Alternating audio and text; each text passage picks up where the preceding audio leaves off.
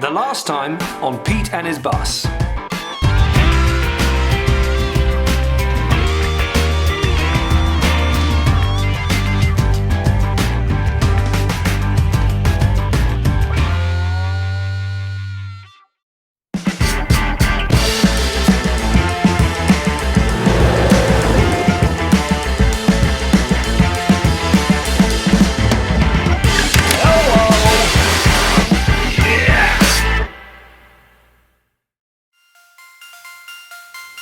Due to events around the world, my first bus, RML 2355, has not turned a wheel this year. Now, we all know that the worst thing to do to an old vehicle is simply not use it. So therefore, I thought I'd take her out for a drive. Turn the cogs, lubricate the bearings, it'll do her a world of good. The only problem is that she's been sitting next to another bus that has had some bodywork done to it, and therefore she is absolutely covered in dirt. So the first thing to do is give her a good spring clean.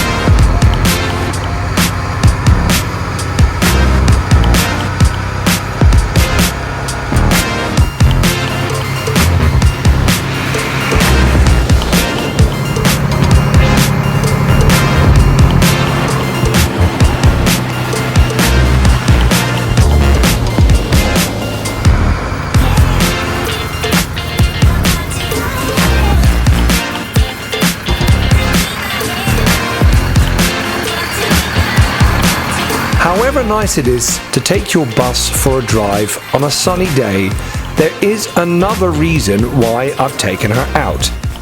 She essentially needs to be parked in a different spot. Now, I'm sure all of you are aware that I am about to paint 2730, and I do not want any of that paint to land on 2355.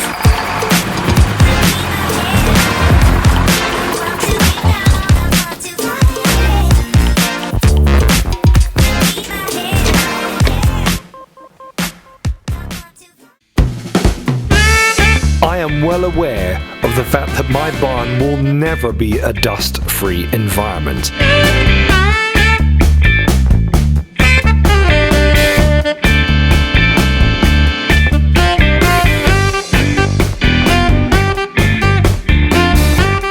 But I am going to do my best to try and get rid of most of it.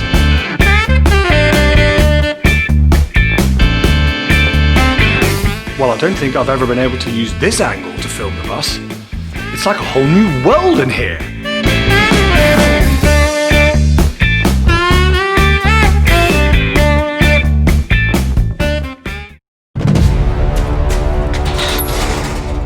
Legend tells us that the gun of Scarlet Londinion has been hidden in my barn for decades.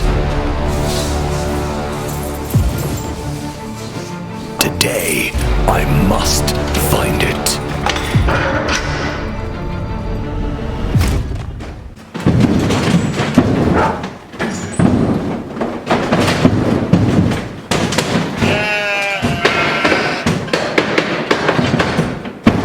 Yes!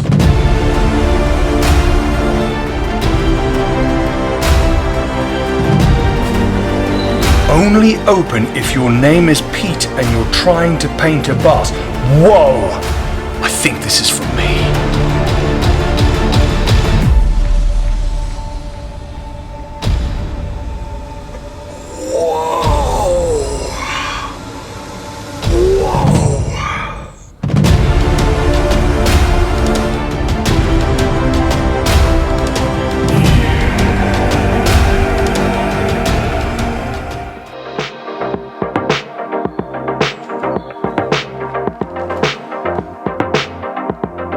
welcome to my makeshift paint preparation booth. It is a bit simple, but then so am I. I've made a conscious decision to spray the bus rather than brush the bus. And the reason why I've done that is because I personally get on better with a spray gun than I do with the old brushes. I find with the brushes it's a really particular old school technique, and if you want a decent result you've got to be really good at it. And there's plenty of people out there that can get amazing results with brushes, but sadly I'm not one of them. Of course, remember, I'm not a professional, I'm just a man in my shed having a laugh. So I've chosen to go with the spray gun. Adam at Craftmaster has recommended that I mix the paint with 15% thinners if I'm going to spray it.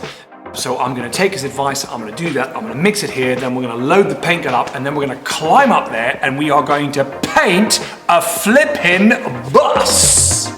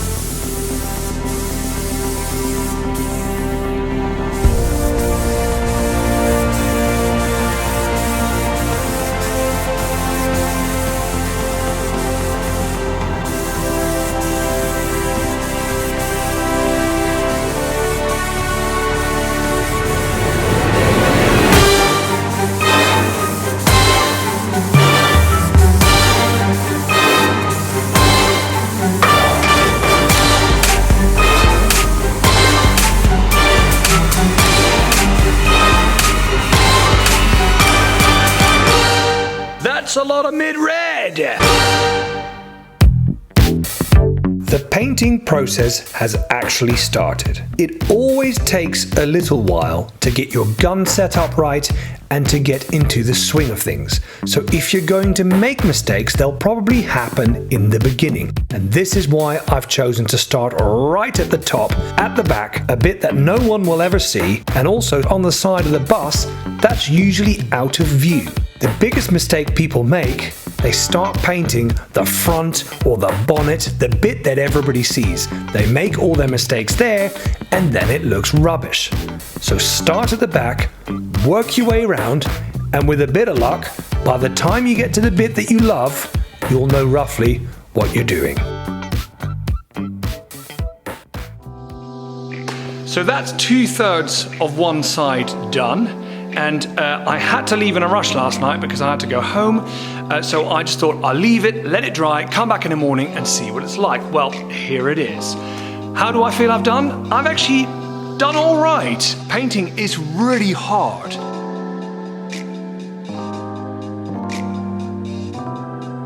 I did make one mistake though. Near the end I was in a hurry and I mixed a batch of paint and I put a bit too much thinner in, and therefore the paint was quite runny. So I have got 2 monster runs near the front of the bus.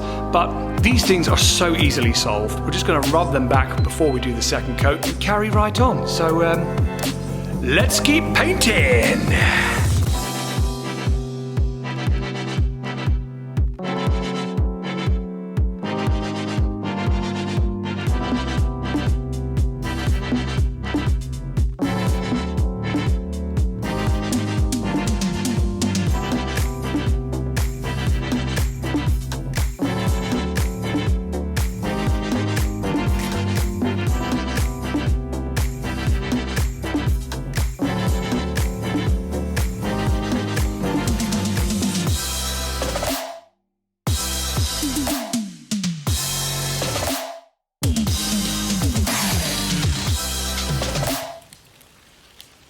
Whilst I was waiting for some paint to dry, I thought I'd take my mini bike out for a run. But it turns out that someone didn't like this. This is great. What a great bike.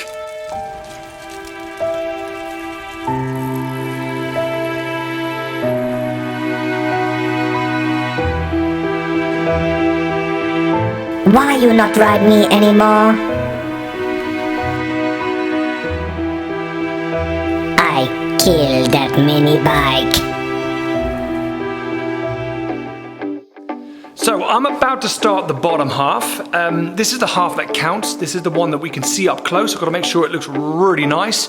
I'm in the swing of things though, so I'm feeling fairly confident. The only mistake I've made thus far is that I've skimped on masking tape. And if you buy cheap, you get cheap. The top deck particularly is getting really hot because of the weather and the tape's peeling off and it's causing me all sorts of grief. So that is something to remember for next time. Do not skimp on materials. Here we go! Painting the bottom half of the bus is of course very similar to painting the top half. But it's faster because I don't have to mess about with the lift, and I'm also taking a bit of extra care using the lights and their reflection to make sure that I get a really nice even coat. You will have also noticed that I didn't mask up the wheels. Now the reason for this is because A, the wheels are getting painted anyway, and B, I have found in the past that the tyres with a bit of thinner clean up really quickly in case I do get some paint on them.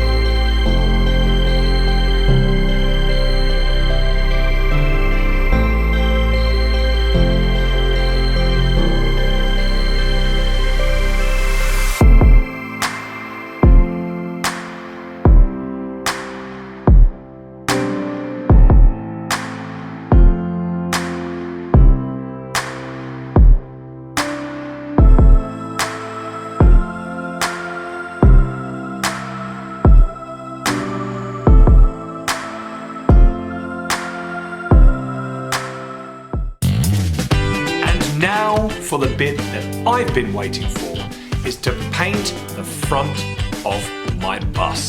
That beautiful face that has been a mixture of grey, brown and green and red for such a long time. Are you ready? Here we go.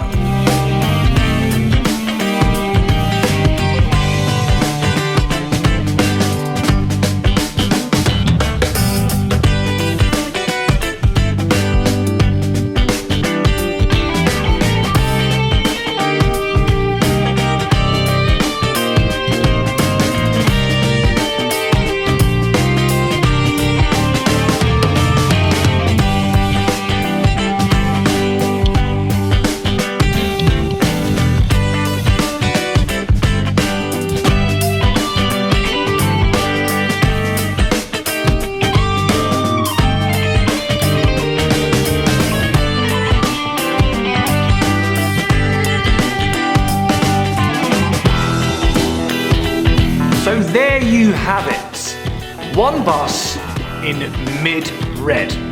It feels like I've achieved so much, but actually at the same time, it also has made me realize how much there is still to do. But it is the first time that my bus is completely one color since, well, long before I owned it. It's been patchy red, gray and all sorts for a long old time. So anyway, I'm really pleased with the result. There is a lot of work to do, but that we'll save for next time. As per usual, I'd like to thank you all very much for watching. I really appreciate it, and I hope you're enjoying it because I certainly am. Now, just before I go, there is a small thing I'd like to mention. This week, on a certain page on the internet, I took a lot of flack. A gentleman was talking about how I'm a bodger and what I do is rubbish and I don't know anything about buses. All of this is fine. When I chose to put videos on the internet about my project, I kind of opened the door to the fact that some people might have negative things to say about it. And I will always rise above it, and as I did this time. But the reason why I mention it, because a certain gentleman came out and defended me. And he did so politely, properly, effectively, factually, and I thought it was bloody brilliant. Now, you know who you are. I thank you very much for coming to my aid. People are always going to have their opinion about what you're doing, but I don't care about any of that. I am just going to carry on working on my project, and all of you are invited to watch. So thank you very much once again, and I will see you next time on Pete and his bus.